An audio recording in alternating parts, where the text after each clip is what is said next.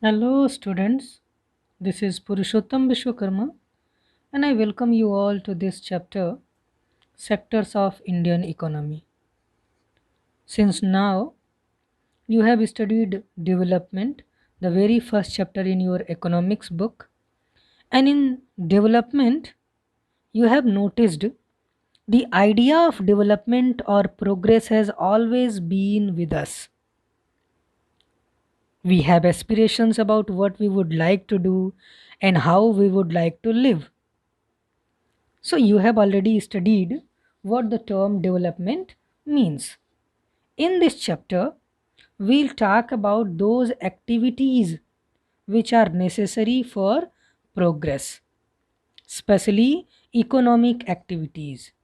So, what are economic activities? As the chapter is named as Sectors of Indian Economy, let's see. As you can see here in the picture, there are some people working. You can see a shop. Furthermore, a postman, a farmer, head load worker, and some other workers. All these are doing their jobs with the motive of earning money. So, what is actually economic activity? Any activity which is done with the motive of earning money is known as economic activities. In other words, economic activities are classified into groups using some important criterion. These are classified into different groups. These groups are known as sectors of economy. And especially in this chapter, we are going to discuss about three sectors of Indian economy: primary, secondary, and tertiary sector. Further, we'll talk about classification of these sectors. Sectors of Indian economy on the basis of nature of job. The very first one, primary, then secondary, and then tertiary. Furthermore, it is also divided into on the basis of working conditions, organized sector, and unorganized sector. On the basis of ownership, private sector, and public sector. But in this chapter, we are going to cover only first on the basis of nature of job, that is primary, secondary, and tertiary sector. You can see here in the picture, all these activities are primary sector activities. Why? Primary sector activities are those activities which are directly related to natural resources. In other words, if we say a good produced by exploiting natural resources is an activity of primary sector or agriculture sector, because these activities are directly related to natural resources, basically agriculture.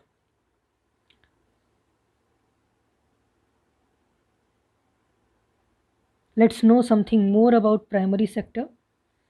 When we produce a good by exploiting natural resources, it is an activity of the primary sector. This is because it forms the base of all other products that we subsequently make that we are going to make in future with those products. For example, if we have produced cotton, furthermore we are going to make yarn out of that cotton. Furthermore, we'll make cloths out of that yarn. Since most of the natural products we get are from agriculture, dairy, fishing, forestry, this sector is also called agriculture and related sector. That is why this sector is also known as agriculture and related sector.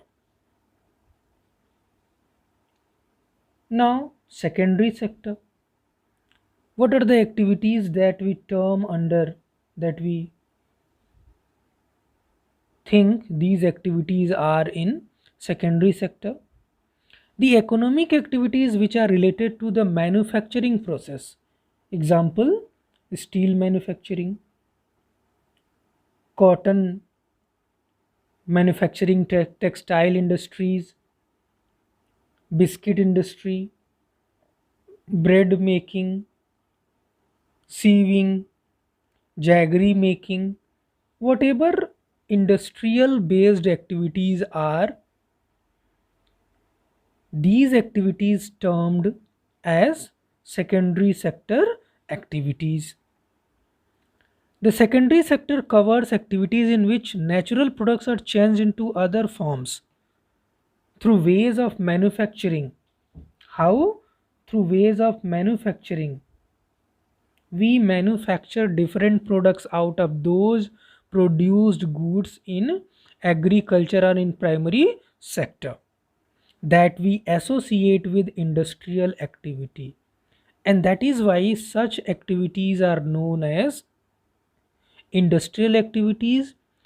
And this sector is also known as, another name for this sector is industrial sector or manufacturing sector. If we take an example, cotton fiber from the plant, we take cotton fiber from the plant, then we spin yarn out of that to weave cloth. Further, it is weaved into cloth. Other examples, using sugarcane as raw material. We have taken sugarcane from field, we make sugar or gur out of that sugarcane. So first activity, that is production of sugarcane or cotton, is termed under primary sector. Furthermore, it is transported to other sector, that is industrial sector. For the first one, for cotton, yarn and cloth making, and for the second one, sugar or gur making.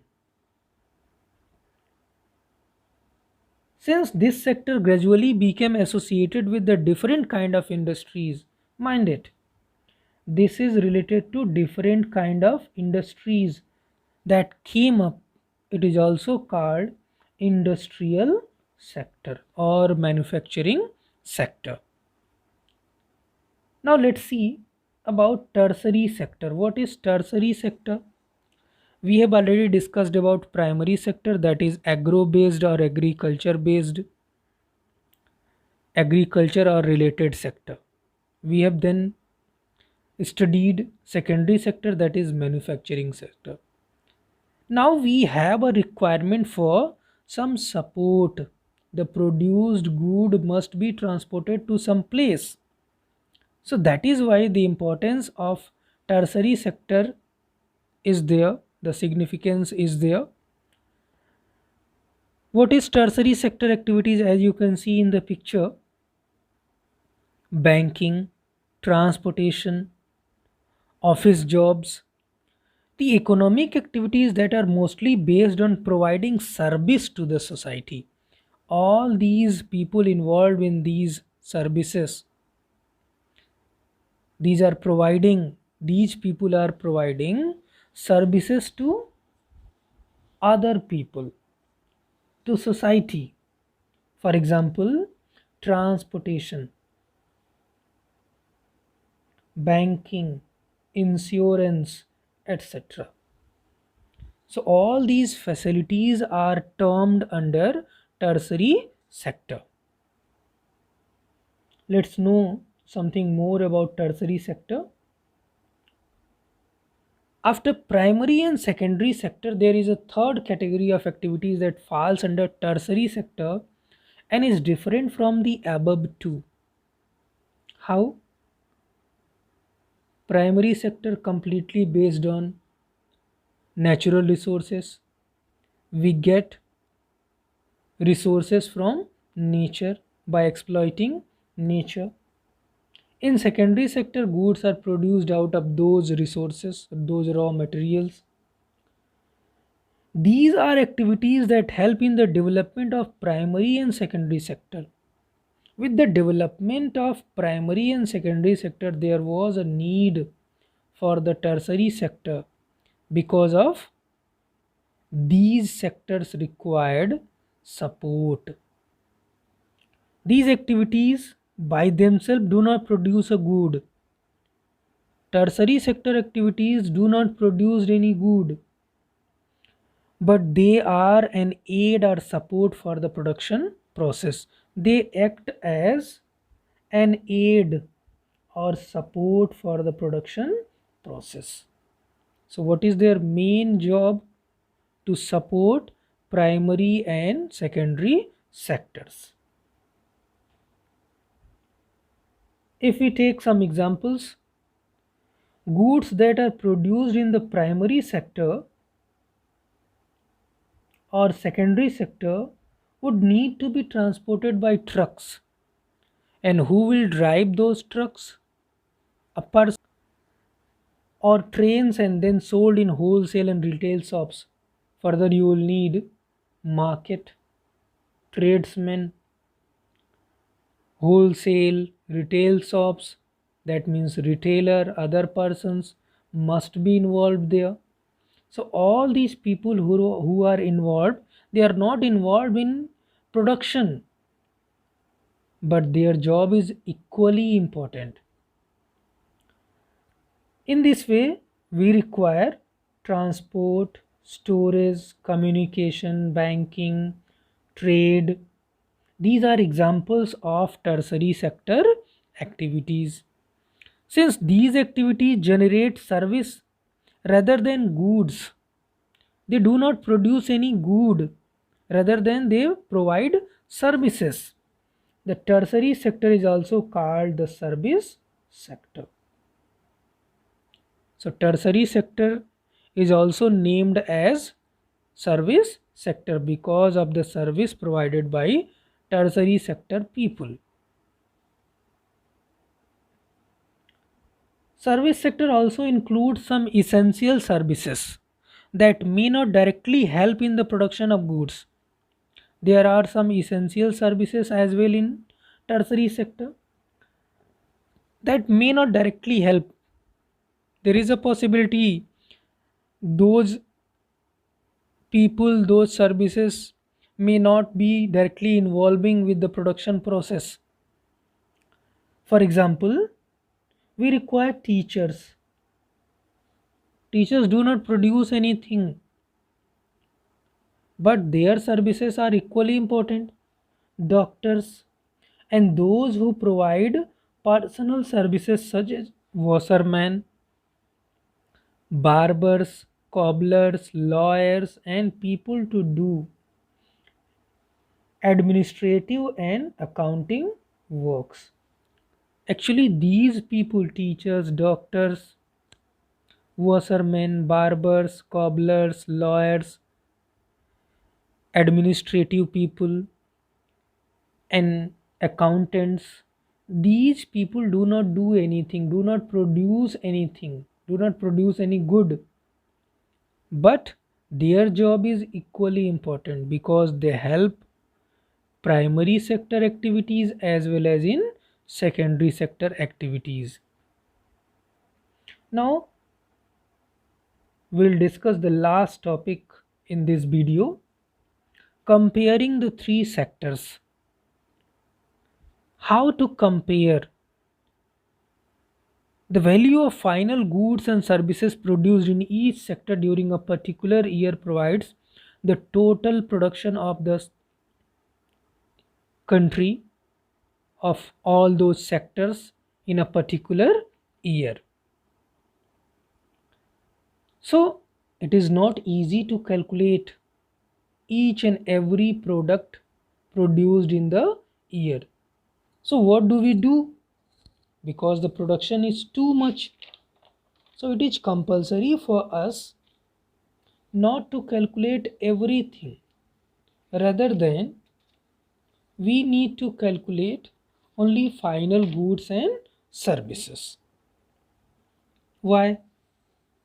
Because the various production activities in primary, secondary, and tertiary sectors produce a very large number of goods and services.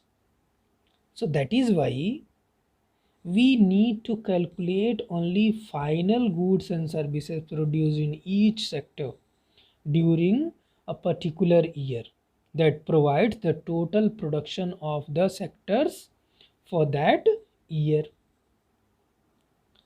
And the sum of production in three sectors gives what is called the gross domestic product, that is also known as GDP of a country. And how is GDP calculated? GDP is calculated on the basis of calculating total value of final goods and services produced within a country during a particular year. As you can see here, sum of production in the three sectors gives what is called the gross domestic product, GDP of a country. And how is it calculated? It is the value of all final goods and services produced within a country during a particular year. GDP shows how big the economy is, and it is GDP which provides us how big any country's economy is. More GDP, more developed the country is. The economy is quite big if we have more GDP. Now, how is GDP calculated in India? Who has the responsibility to calculate? In India, this mammoth task, mammoth means huge, very big task. This mammoth task of measuring GDP is undertaken by a central government ministry. So it is done by a central government ministry. This ministry, with the help of various government departments of all the Indian states and union territories, the government require the help of all those states and union territories, collects information relating to total volume of goods and services and their prices, and then estimates the GDP. Then after, there is estimation of GDP. So what is the process to calculate GDP in India? In India, this task is done by a central government ministry. This ministry takes help of various government departments of all the Indian states and union territories, and then collects information relating to total volume of goods and services and their prices, and then after estimates, calculate the GDP of India, GDP of our country. So that's all for the day.